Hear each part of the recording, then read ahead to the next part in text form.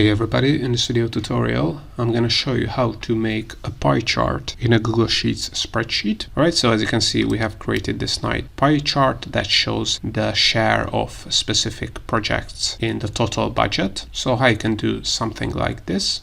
So it's really easy to do to create a pie chart. So first, as a best practice, you should create the data set you want to use in the pie chart. And pie charts are really good to show shares of something of a total value. So make sure that the data set fits the pie chart you want to have. So once you edit the data set, make sure you select it with the table headers. And then all you have to do is click on Insert and select Chart from this list. And by default, so let's delete the previous one. So in this case, because Google Sheets is clever enough, it was able to detect that a pie chart is the best option.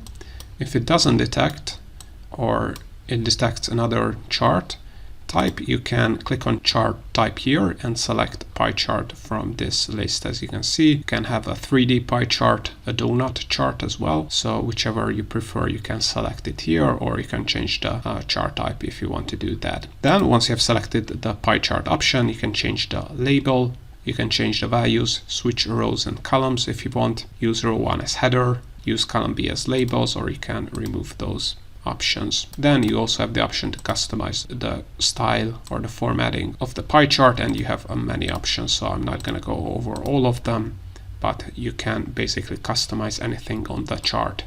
So now this is how to make a pie chart in a Google Sheets spreadsheet.